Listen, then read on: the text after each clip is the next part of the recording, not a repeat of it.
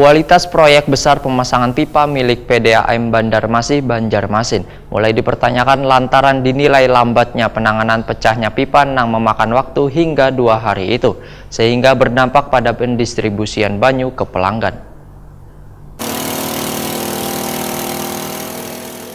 Kualitas proyek besar pemasangan pipa milik PDAM Banjarmasin Banjarmasin mulai dipertanyakan lantaran sambungan pipa 1200 mm milik perusahaan penyedia banyu barasi yang berada di Jalan Gubernur Sarkawi Kabupaten Banjar terlepas. Akibatnya berdampak pada ketersediaan banyu ke pelanggan di Banjarmasin. Ketua Jaringan Pendamping Kebijakan Pembangunan Kalimantan Selatan Winardi Setiono Waitakoni Prima TV Kamarian Senin 18 Februari 2019 meminta pihak aparat untuk menelisik proyek-proyek besar di PDAM Banjarmasin ini lantaran dinilai kada maksimal. Winardi Setiono pun menyesalkan lambannya penanganan pecahnya pipa yang memakan waktu hingga 2 hari, sehingga berdampak pada pendistribusian banyu ke pelanggan. Winardi Setiono menilai PDAM Banjarmasin kada bertanggung jawab pada warga, karena kada memberikan banyu barasi gratis supaya warga kesusahan mendapatkannya, lantaran berdampak akibat lepasnya sambungan pipa besar tersebut. Semestinya PDAM Banjarmasin yang memberlakukan kebijakan per 10 kubik untuk pelanggan ini, ujar Winardi Setiono, memberikan pelayanan yang baik dan profesional, karena mempunyai progres yang baik.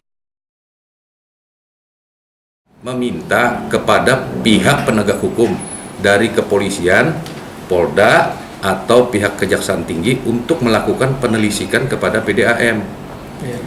Karena yang mana kita tahu dan kita dengar bahwa PDAM itu proyeknya besar-besar, akan tetapi hasilnya tidak pernah maksimal. Nah, ini jadi pertanyaan sekali nih. Nah, jadi kita harapkan pihak aparat hukum jangan hanya sebagai pendamping yang dinamakan dengan 4D, tapi cobalah untuk menelisik. Bagaimanapun juga kondisi sekarang ini masyarakat lebih minta diperhatikan. Winardi Setiono berharap instansi terkait mengaudit proyek pipa PDAM Banjarmasin ini supaya bisa menjamin kelancaran banyu hingga ke pelanggan.